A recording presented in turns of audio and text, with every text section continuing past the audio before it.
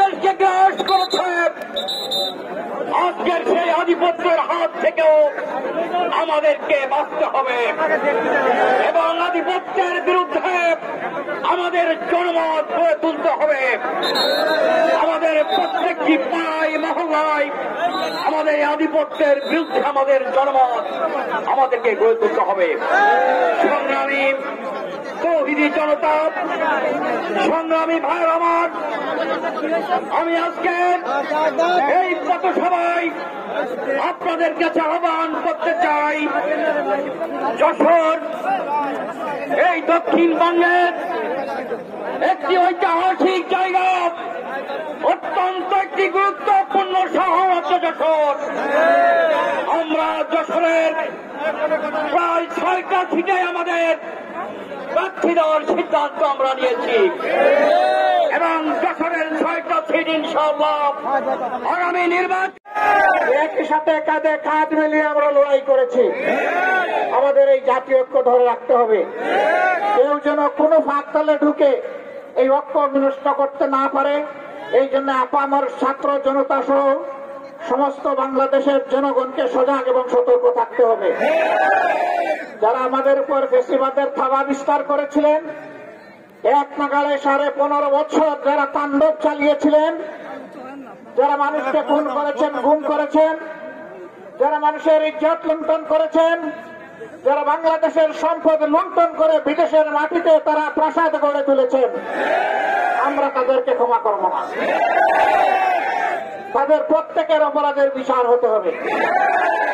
তবে হ্যাঁ, দল হিসেবে বাংলাদেশ জামাতে ইসলামের সবচেয়ে মজলুম দল। এই দলটির শীর্ষস্থানীয় 11 জন নেতাকে বিচারের নামে হত্যা করা হয়েছে। কোরআনের পাখি দেলোয়ার হোসেন সাঈদী রাহিমাহুল্লাহকে হত্যা করা হয়েছে। জনাব অধ্যাপক গোলাম আজম রাহিমাহুল্লাহকে হত্যা করা হয়েছে। হত্যা করা হয়েছে সাবেক আমিরে জামাত শহীদ মৌলানা মতিউর রহমান নিজামীকে। হত্যা করা হয়েছে এই অঞ্চলের পার্শ্ববর্তী এলাকার আপনাদের কৃতি সন্তান বাংলাদেশ জামাতে ইসলামের তৎকালীন সেক্রেটারি জেনারেল জনাব আলী আহসান মোহাম্মদ মুজাহিদকে। একে একে তারা হত্যা করেছে আব্দুল কাদের মোল্লাকে। তারা হত্যা করেছে আমার ভাই জনাব কামারুজ্জামানকে। বাকিদেরকে তারা মৃত্যু জেলের মধ্যে ফেলে দিয়েছিল। আমাদের অফিসগুলো বাংলাদেশের সর্বত্র তালাবদ্ধ করে রেখেছিল। আমাদের বৈধ অফিসে আমাদের ঢুকতে দেওয়া হয়নি। আমাদের দলকে শেষ পর্যন্ত তারা নিষেধ। ইসলামী বাংলাদেশ, জামাতে ইসলামী বাংলাদেশ, জামাতে ইসলামী বাংলাদেশ, জামাতে ইসলামী বাংলাদেশ। সব হারা মানুষ আর কাঁদবে না, ভিখারির মতো হাতে পাতবে না। সব হারা মানুষ আর কাঁদবে না, ভিখারির মতো হাতে পাতবে না।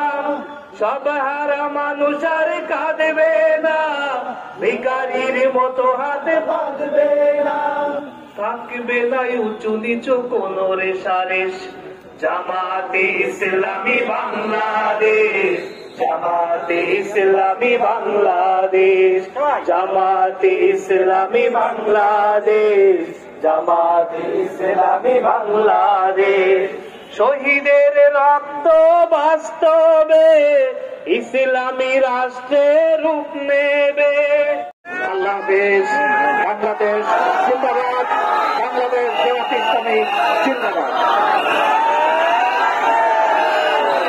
আমাদের শহীদ আমিরুল ইসলাম হত্যা করেছিল তার সন্তান সাজিদ আমাদের মাঝে আছে। সাজিদ আমিরুল ইসলাম সদনের সন্তান সাজিদ, যাকে যে চাঁদাবাজ উনি মাদক ব্যবসায়ীদের বিরুদ্ধে গণপত্র গড়ে তুলেছিল, আমিরুল ইসলাম সজিব তার সন্তানকে আমিরুল জামাত এখন বলে নিয়েছেন। আমিরুল ইসলাম সজিবের সন্তান, সদরের সন্তান সজিব। আমরা সবাই আমিরুল ইসলাম সদরের হত্যা এবং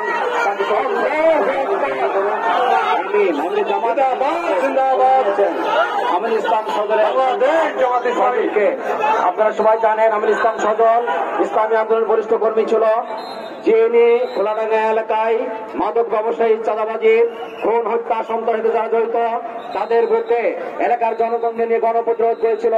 এই গণপ্রতিরোধ করে তোলার কারণেই তাকে সেদিন 4 নভেম্বর ঈশার নামাজ পড়ে যাওয়ার পথে এই খুনিরা, সন্ত্রাসীরা তারা পরিকল্পিত হত্যা করেছিল।